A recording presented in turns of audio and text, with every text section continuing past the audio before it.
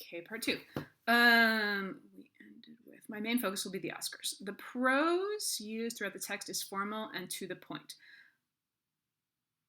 Okay, I think you mean the prose of the rules for who can be included. I think that's what you mean. The actual specific qualifications of the Oscars reference with great detail the technologies associated with the film, 35 or 70.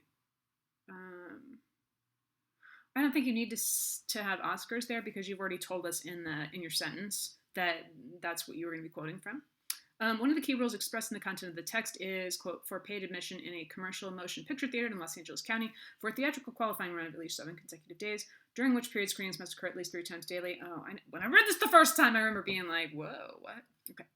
This rule further highlights the importance of Los Angeles to Hollywood and the film community. Yes, that's an excellent point. But this may be changing in English, but in the past, people have usually said the majority of the rules. I see a lot of people just starting with majority now, so I'm kind of curious to see if that changes. Anyway, this is seen in Rule 2 concerning the credits. Seems like a new paragraph. If anything in the final credits could be disputed, the Academy could withhold any awards. The rules bold and underline various times, the due dates of submissions, and run times of the features. Yeah, again, such good ideas, such good things to notice.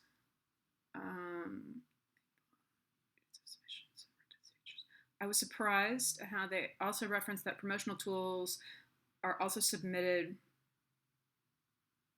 Too many alsos, maybe. I was surprised at how they also referenced that promotional tools are also submitted for the Academy's consideration and may be used by the Academy for telecast. I was assuming they would be looking at the film itself and not how it was being promoted. Ugh. The Academy rules and regulations do not note the subject of diversity, but recent Oscar winners, such as Phoenix, 2020 Oscars, oh my god, I love him, have used their voice to promote, he's crazy though, promote the importance of acceptance and inclusivity. Not because he wants acceptance and inclusivity. Okay, one other thing I would say is I think as you were mentioning the Oscars, I believe what they're technically called is the Academy Awards, which would mean that I would say for the first time you mention them, you would call them the Academy Awards and then do something like commonly known as the Oscars, maybe something like that. I feel like that's what people usually do with that.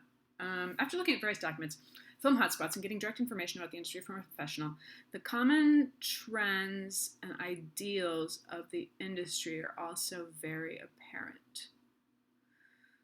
Usually these commonalities are applied to all aspects of the film industry. Wait, what commonalities?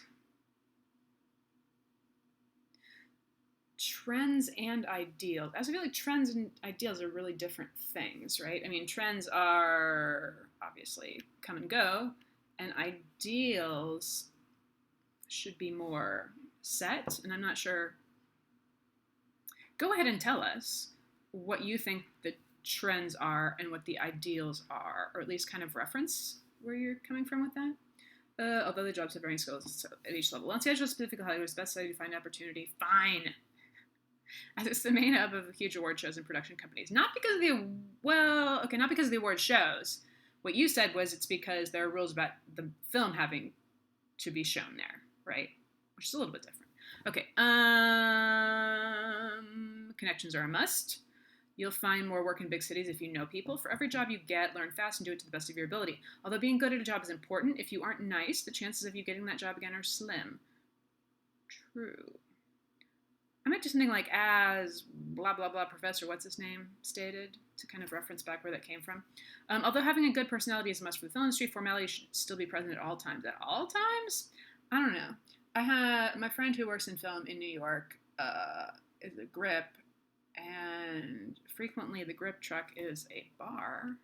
And every Christmas they put together a Gripmas tree out of electrical equipment.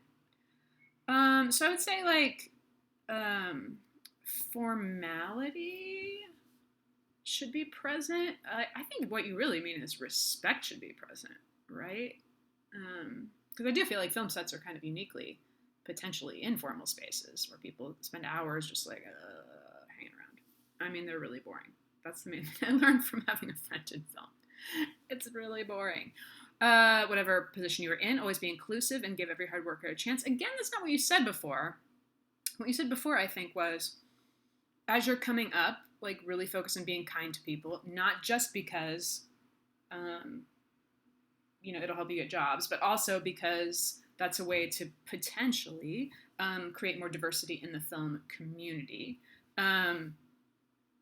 Excuse me. And then working towards having more power, you have more opportunities to say, hey, I have this buddy who's would really like to come up in the field, and he's a person with 3 heads, or an alien, or whatever kind of diversity you're giving them. Okay, I think in all the documents I've looked at, the main simple message of everyone is always be creative. No matter where you are, what job you are doing, or what big project you're working on, always strive to be working on something you enjoy. Is to always be creative. I don't think that's what you said at all. This happens all the time in conclusions. I've been saying this to almost everybody. I think you've already stated the conclusions that you did come to. I'd like the main message to be always be creative. That's a great message. But I don't think that's really the message you're giving here, and that's totally fine.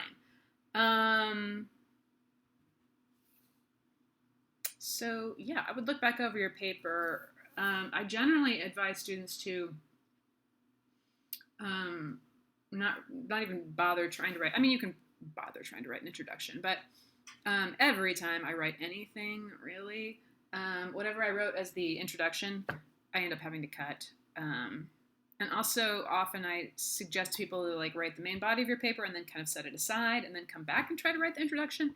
And I write the conclusion, set it aside, write conclusion, and then very last, look back at your introduction and see, am I actually setting the reader up to look at what I'm really going to look at? Because it's very hard to know where your ideas are going to go, right, when you're in the process of writing it.